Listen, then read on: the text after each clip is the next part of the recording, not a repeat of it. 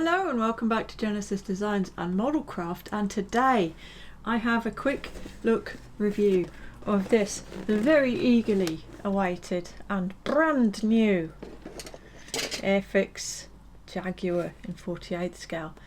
It is a large box, same size as the Buccaneer and others of its ilk. Beautiful box art as ever, and it has just arrived. Well, it's been here a minute. I've just got home and it was here, and I have literally come straight up to the bench and taken it from its shipping container, and here it is in front of the camera, still sealed. I haven't even opened the box, so we're going to do this together. I know there are already reviews up on YouTube and I haven't watched any of them deliberately, so that the impressions that I have when I look at this are mine and mine alone. So I have seen finished models up at Airfix HQ a few weeks back when I was there for that sprue talk. I have not seen naked sprues or naked builds, just the finished ones that were on their displays, and they did look pretty nice. So without further ado, let's have a look at this, shall we? It is such an important release for, well, definitely for UK modelers. The Jaguar it's one of those aircraft I have a great deal of like for the Jag. Oh, hello. Okay, a little Exolite Marauder there going across the bench. I first noticed it, as I imagine quite a lot of us did, via the Hasegawa 72nd kit and the box art thereof. I might try and be a bit of a pro here and insert a picture of said box art. I'll probably forget, don't worry. But if there's a picture there, you'll see what I mean. It's so vibrant and energetic and just striking. Shark's teeth and explosions and wraparound camo and all that. Brilliant stuff. So here's the box open then. Quite a bit of spruage, frameage. I use those words interchangeably. I'm sorry, I'm just going to have to carry on doing that because I just can't seem to get used to calling them frames all the time. There we go. Instructions and what have you at the bottom. Still just A4 instructions, still paper. Right, never mind the instructions, let's have a look at these plastic things. And these clearly are the main part of the fuselage half, so the nose is separate, and this is good because this means it will be relatively easy for Airfix at a later date at their convenience to do a two-seat Jag, which would be lovely. So kits then, 48 scale Jaguars have been sparse over the years. We have the original Airfix Hella tooling from back in the day, which, you know, it could be built into a worthy replica at great expense and time and effort. It was decent enough, but it's of its time. It is not very detailed, it's quite basic and clunky. So that one is out there, still available. And other than that, Kitty Hawk, I believe, are the only other people who've kitted this aircraft in 48th scale. I've not seen that kit, not looked at one, but allegedly it suffers from being fairly inaccurate in places. As I say, I don't know, I've not had a chance to look at one or build one or anything, but it's broadly unavailable now anyway, so it's moot, isn't it? Now here we are then, finally. I mean, Trumpeter teased one, didn't they, several years ago now, but Trumpeter teased it in 32nd, and that was rumoured to never have existed in the first place, but I actually saw that model.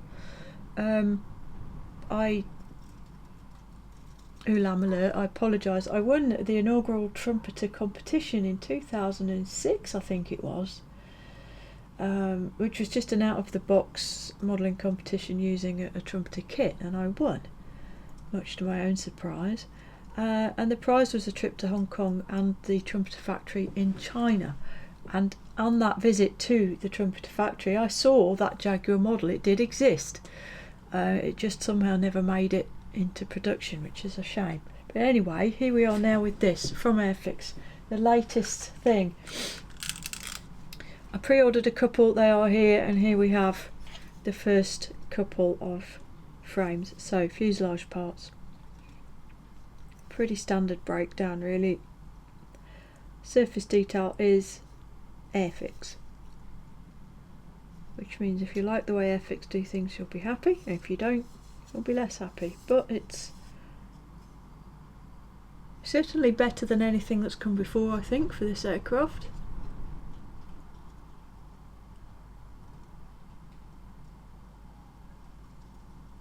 The shapes do look really nice. You've got some sort of rivety lines, some fastener lines. An awful lot of these panels on the back of the aircraft and down the spine are removable, so they're not rivets, they're screws. Nothing really inside, and they're both the same. The little vents are not opened up. They're just solid. That's one for those of us with OCD to sort out.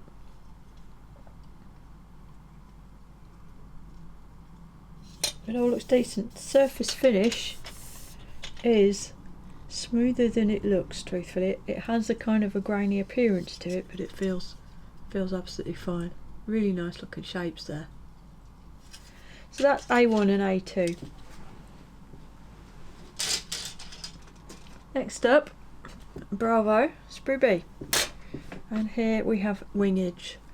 Obviously that upper surface is moulded in one large piece, so there's not going to be a wing seam to worry about across the top. And the seams that will be evident here are seams on the real aircraft, so they're less of a problem. And again, the surface detail here is exactly what you probably have come to expect from the brand.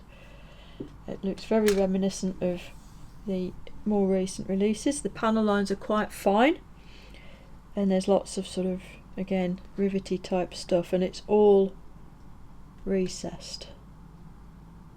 It does look like my hands are really shaky. It's not because I'm super excited. I've had 2 coffees this morning, so I'm probably a bit amped up, aren't I?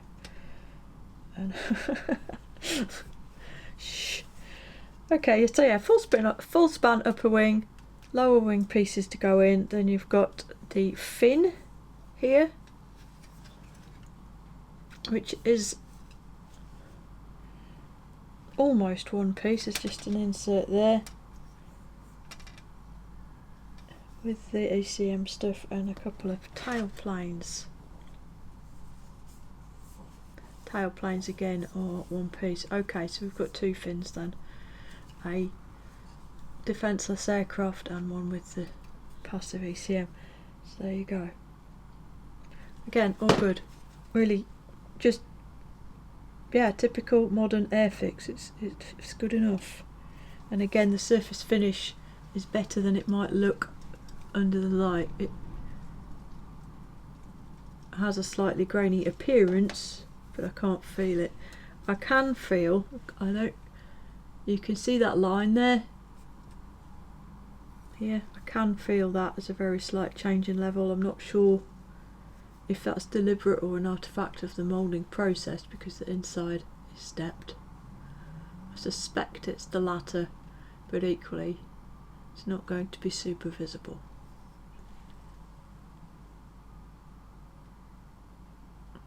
There's your surface detail.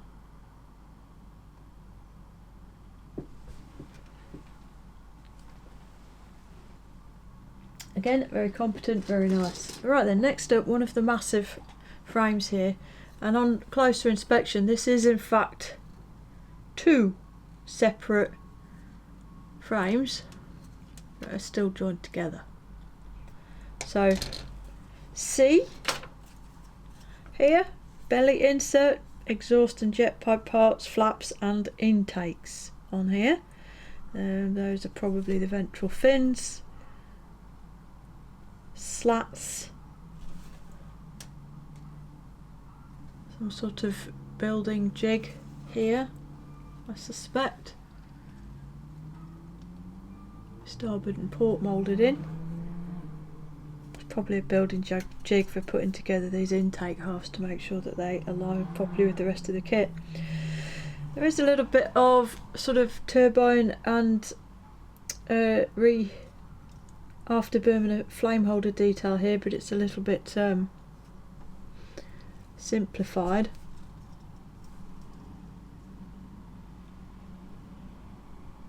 And then you've got the actual exhaust parts here, which are a little bit thick, could probably do with being thinned out a touch, but these will look fairly effective if they're painted and washed nicely once they're inside the actual exhaust petals there.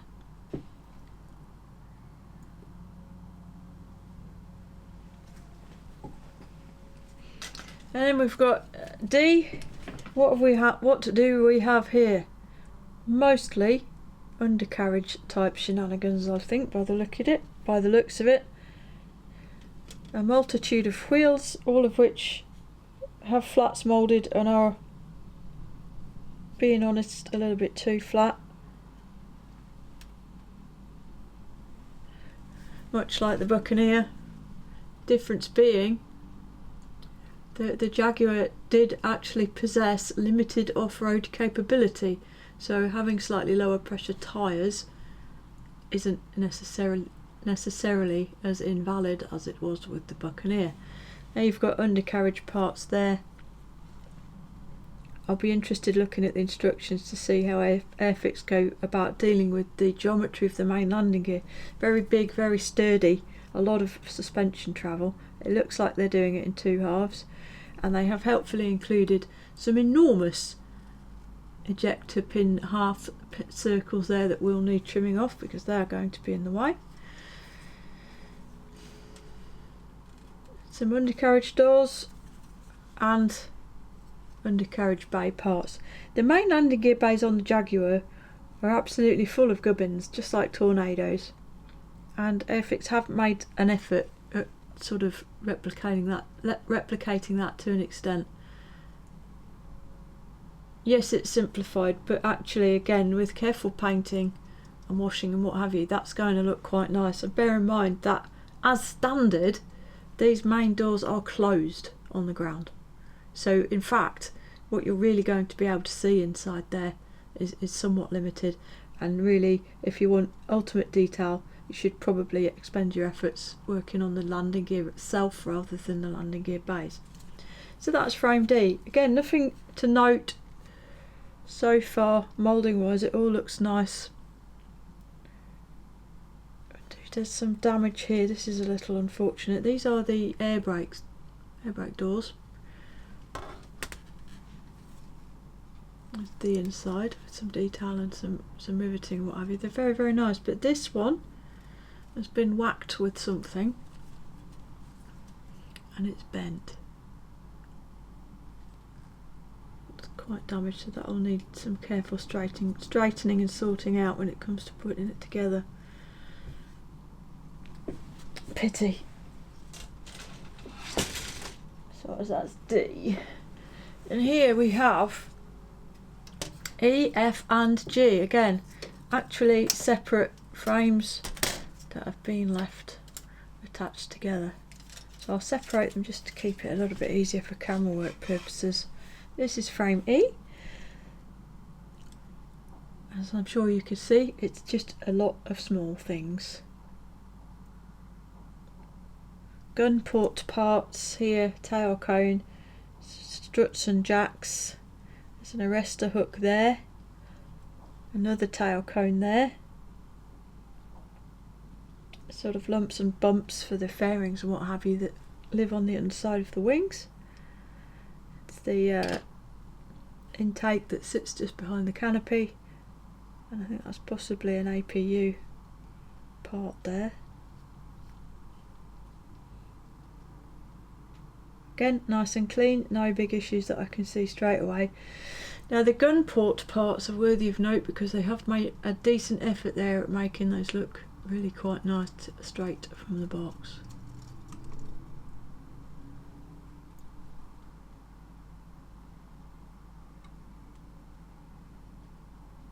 And that is the forward part there.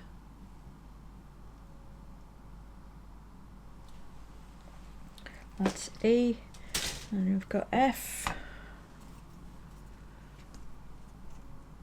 Big wing tanks. some more jigs and pylons. So you've got a centerline pylon there, a couple of wing pylons. These are the fins for the tanks. All pretty simple basic stuff, and a couple of moulded wing fences by the looks of it.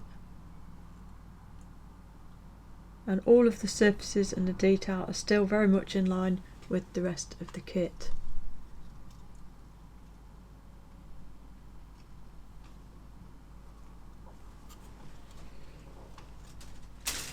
And then G is for ejection seats. Two different types. An earlier and a later, no doubt. We've got seat cushions, separate seat cushions. Again of multiple types. And the firing handle there. And again for injection moulded ejection seat. That's pretty nice, isn't it?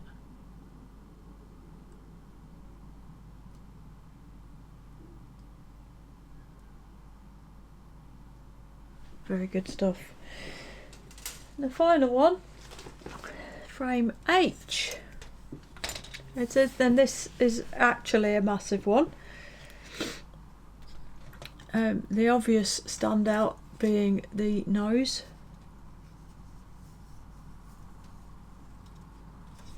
Again, very fine, very, very nice surface detail. And again, it might look like there's a bit of texture there on camera, but it's really nice and smooth when you touch it. So what else do we have? Cockpit combing here. Again, very nicely done.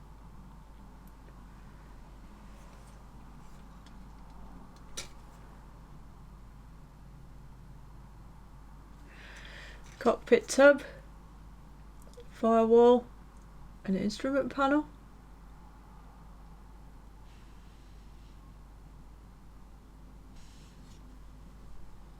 This is either a large tank or some form of camera pod, I don't know.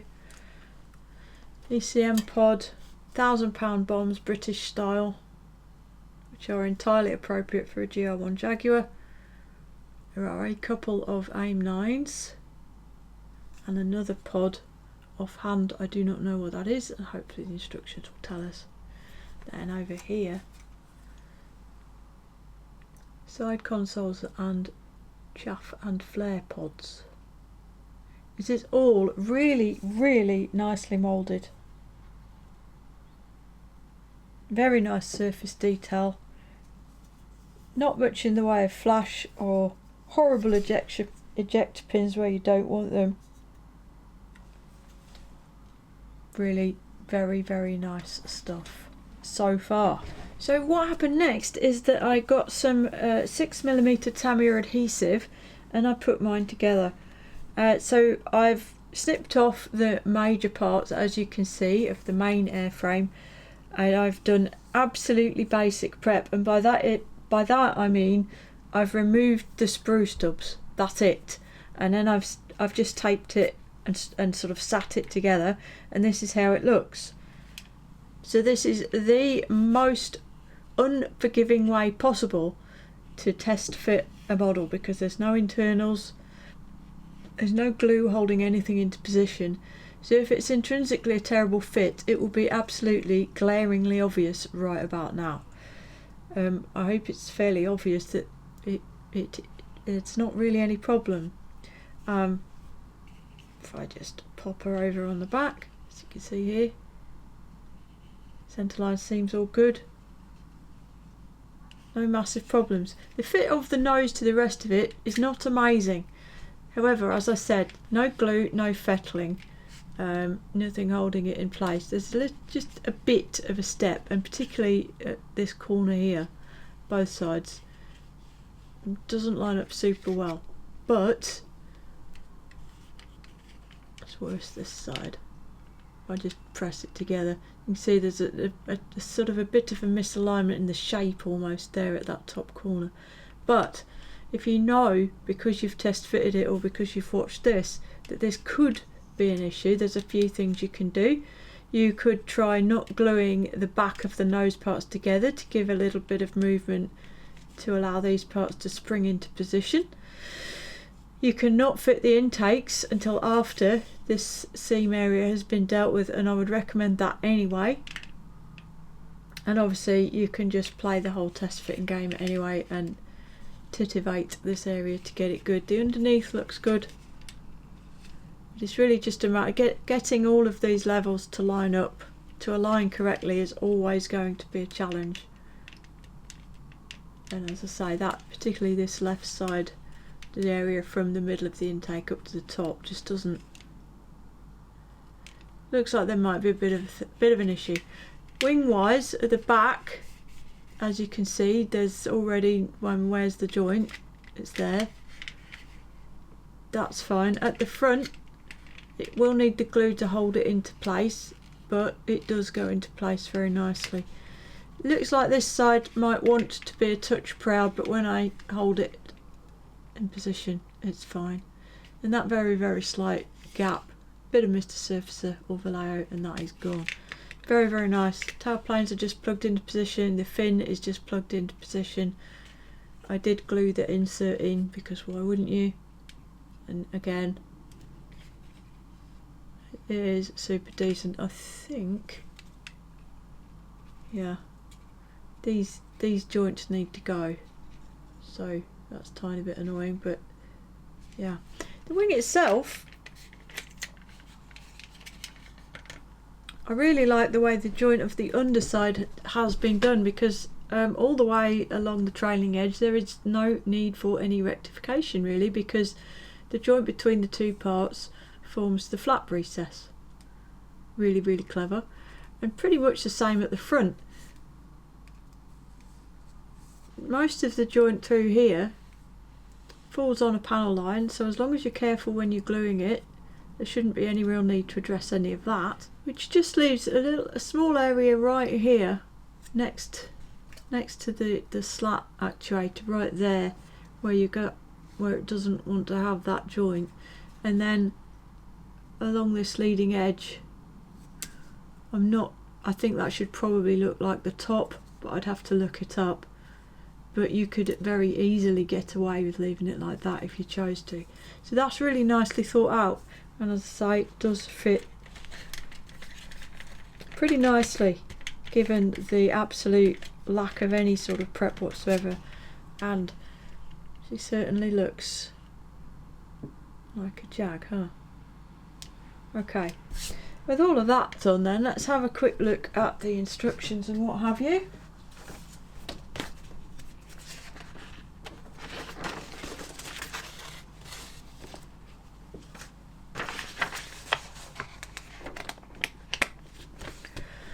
Standard Airfix A4 booklet for you.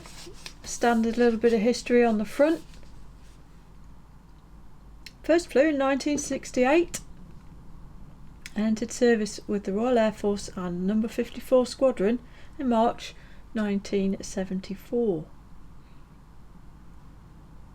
The final Jaguars were retired from RAF service, and I remember it well, in 2007. So they did well. Okay. Icon assembly instructions at the bottom down here. And the first thing it's showing you is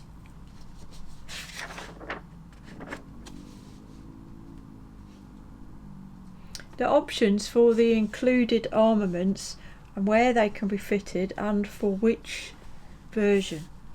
So right from the beginning, you know, or you should, or you can check and see what you're going to fit, where you're going to fit it, so you know where you're going to need to drill holes and such, because there are no wing pylon holes. The pod that I didn't know is a FEMAT. Other ones are 101, and it was a big recce pod, which would be a centerline fit. That large tank looking creature, I thought it was. Okay. Position of internal decals and detail paint callouts here, a whole page of it. So there are Some serial number placards for the undercarriage legs, which is nice.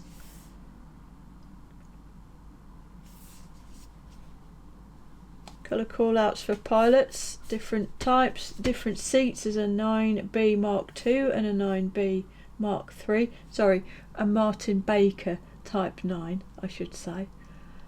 There's even a placard decal for the bulkhead. Beautiful. Cockpit assembly to begin with then, as one might expect. All very conventional for a single seat fighter. The Jaguar has a very, very small cockpit and a very hard to close canopy. Quite a lot of steps there, but most of it is for the seat, which again includes head box decals and such. We really are living in a golden era of modelling, I think, because things like this just haven't been normal included parts of kits in the past. Alright, then we have a nose wheel bay being assembled and placed onto the bottom of that cockpit assembly.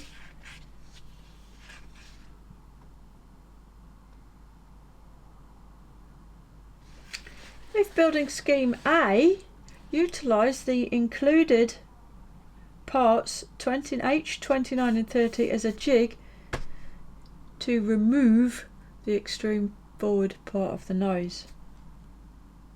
Very nice that they include a jig rather than just a cut line or some sort of vague idea on the inside of the parts. And if you have done that, you will then need to refit the pointed nose. Then we bring the nose halves together and fit the clear part for the IR equipped aircraft. Then build up those main wheel bays. They are pretty cavernous on the real thing, quite large. Pop those in to the rear fuselage sections before bringing all of that together. There's a separate belly plate with some drilling required, and it does note that you do want to make sure that the holes are aligned in the belly. I think anybody would though. Put the belly panel in, and then we bring the forward and aft parts of the fuselage assembly together. Fitting the gun areas and the ventral strakes. Then build the intakes, and I was right, that jig is there to help align correctly the two halves of each intake. Another very nice touch. There's your drilling for pylons if you want wing mounted armaments.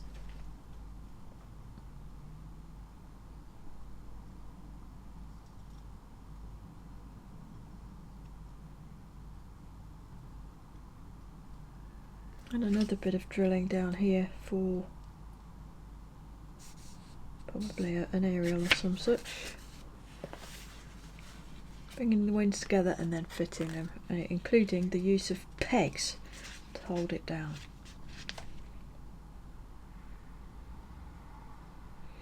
Here's a nice touch. Knacker duct on the spine was always a tricky point on the old Airfix kit. Here they've provided an entire insert with a hopefully nicely moulded knacker duct on it, so there's no tricky seam to have to get rid of. And there's another jig there to drill mounting holes for the aerials that sit on top of that air conditioning duct intake. Exhaust assemblies and fitment thereof. The overwing pylons, should you choose to use them, made up down here, and the flare pods for the underneath. Then we got the flaps.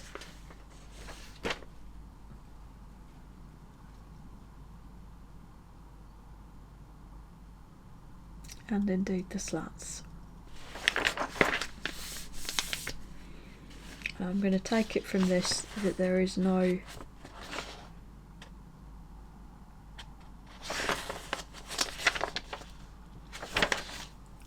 doesn't appear that there is an option to build the thing with the flaps and slats stowed.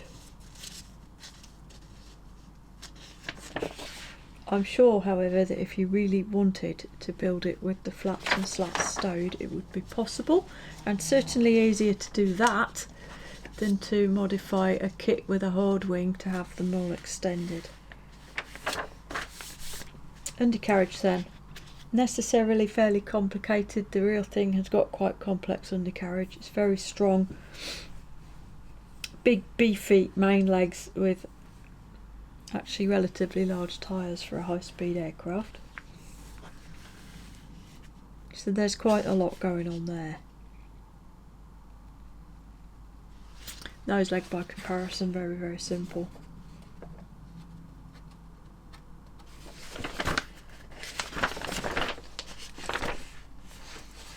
Then air brakes and undercarriage doors. Remember that the default position for the main undercarriage bay doors is closed. They open to allow the retraction of the undercarriage and then close again.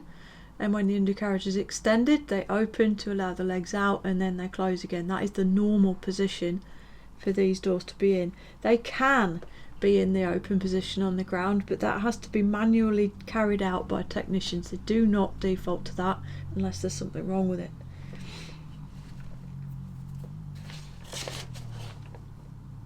Carrying on, fit the arrestor hook, pitot, then aerials. Fit the pilot should you wish. There are some intake blanks provided if you want to use those. And the canopies. And then we're on to the armaments. Again, should you choose to fit any. 4 wing pylons plus a central.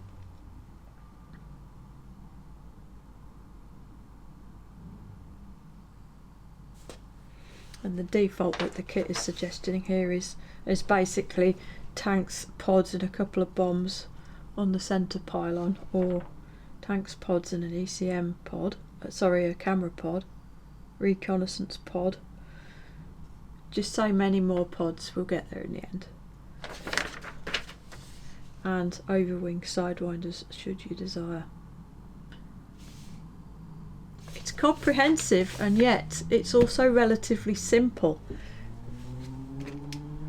and it's going to go together pretty well. I think if you want to do an out of the box build here, it's going to be absolutely possible to produce a really, really nice replica with very, very little extra work on the part of the modeller, which is always nice. Alright, finally then, colour schemes and decals. So we've got the full colour glossy artworks here. I'm a big fan of this. I'm just trying to get them in order.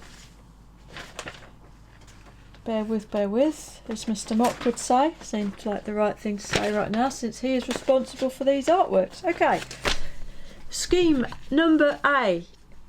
Number 54 Squadron, RAF Lossiemouth, Scotland, 1974. An early aircraft without the IR nose and with the light aircraft grey underside. And the colourful 54 Squadron checkerboard. Very nice. Dark green, dark sea grey over light aircraft grey. That is scheme A. Scheme B. Number 6 Squadron, Royal Air Force Coltishall. The home of the Jag, pretty much.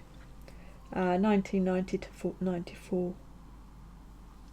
This has got the flying can openers logo on the intake and the coloured pod on the fin, which that one has the fin pods too. And this is wraparound, and this is the stereotypical scheme for the Jaguar, I think, to be fair.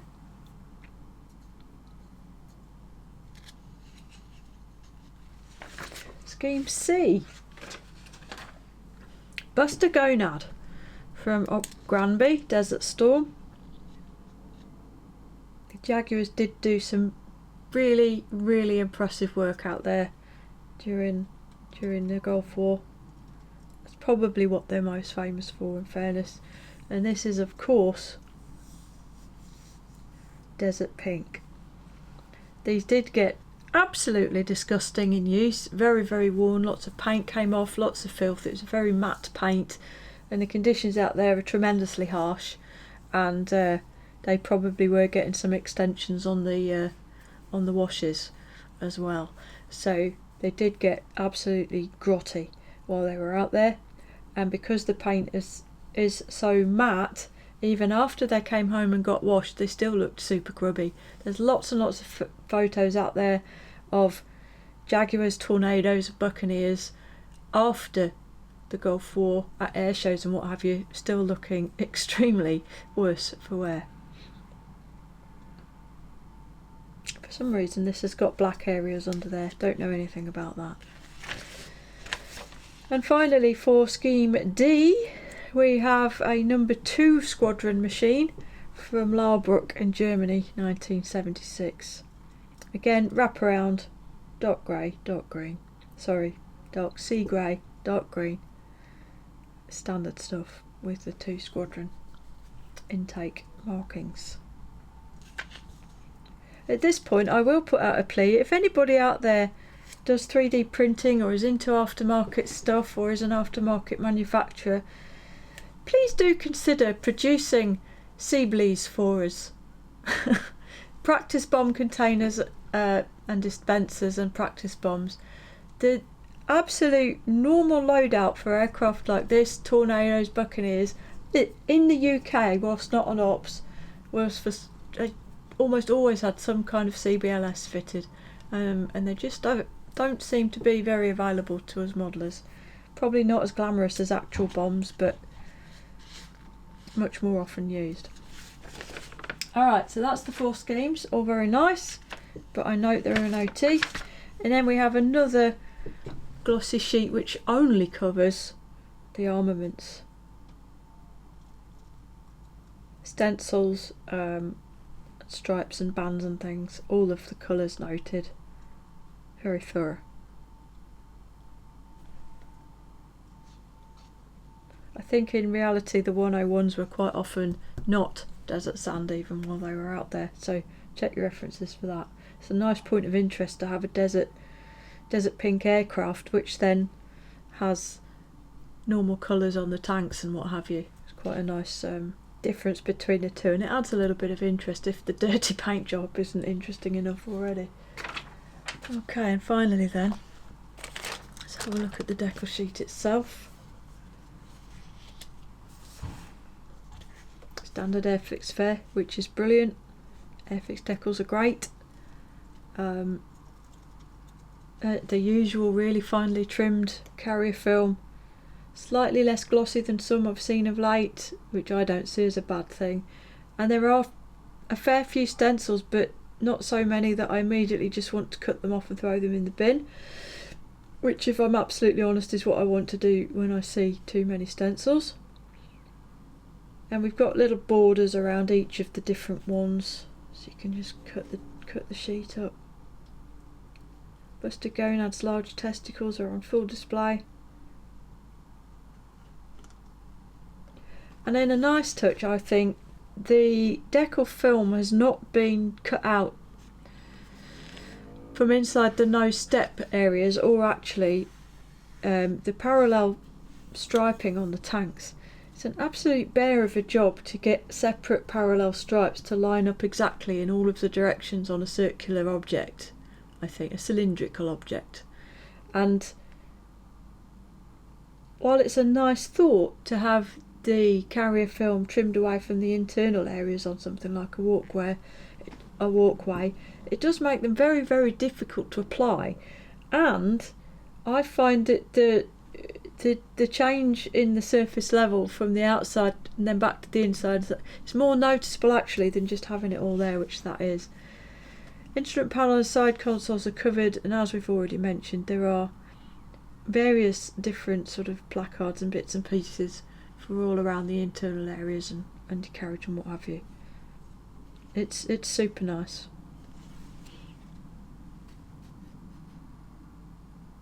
Instrument panel on, I'll just try and get, there we go, there's the light on it to show you how the carrier film's dealt with. lovely sheet, and exactly what I've come to expect from Airfix now. So this kit, price official high full retail £59.99, so £60. Widely available at just under £55 at your online retailers, and should be pretty much in all of the model shops now. Is that too much money? No, I don't think it is. I think that compares very favourable with the recent releases of the Buccaneer et al. It slots into the price range quite logically. The Buccaneer is an absolute brute of an aircraft in comparison to the Jaguar, as you can see.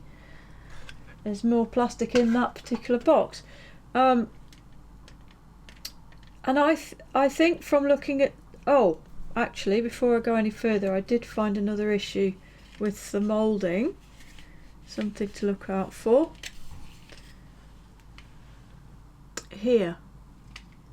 My example has been stressed and is fractured right there. That will need gluing and making good, and that has almost certainly been caused by just being ripped out of the mould and maybe getting very slightly hung up, and it's just tweaked it that way and it snapped it. So there's damage there and damage on one of the air brakes in my kit. In every other way it appears to be pretty good. There doesn't seem to be any horrible warping or general mould nastiness anywhere. It seems to be very good. So yes, £60. I think it's about time we all got used to the fact model kits aren't cheap anymore, and £60 at roughly double what a World War II fighter kit is going to cost in this scale, it sits about right for my money. There's a lot more involved in a model kit like this than there is in something like a Spitfire, a Messerschmitt, a Focke-Wulf, or even a P-47. So £60 seems pretty reasonable to me. You get a beautiful decal sheet, you get 4 marking options, and I think it is genuinely potentially possible to build a very, very nice replica straight out of the box. The only thing missing, if you want to put it that way, to allow this to be a real top shelf model straight from the boxes, is seat harnesses. And seat harnesses on ejection seats are quite difficult to scratch build, but it is entirely possible with good references, and probably worth the effort because the included kit seat is actually really, really good. So there it is. What a beautiful model. I have 2 here, and they will get built, although not straight away, but I suspect there will be many, many, many of these kits being built even as I speak. It is absolutely lovely. It is finally a replica worthy of the type. Bravo Airfix, and thank you. Finally. Now, for your next trick, might I urge you to do the same for the mighty Tornado? Pretty please? Thank you. Okay, there you go then. I love it. I'm very, very impressed with it. It's up to, and in some places exceeds, the standard we are becoming used to with Airfix. We know it's accurate because we know they laser scanned the real thing, so we don't even need to worry about randomly square bits and randomly curved bits. It looks to be a beautiful kit. It looks like it'll be an easy build, and I can't really say any more than that. So that's it for this not very quick look review. Thank you very much for watching, and thank you for all of the support. Extra big thank you for all the lovely messages off the back of the last chatterbox. Thank you so much for all of those. And with all of that said, I think it only remains for me to say until next time, look after yourselves, look after each other, and Genesis out.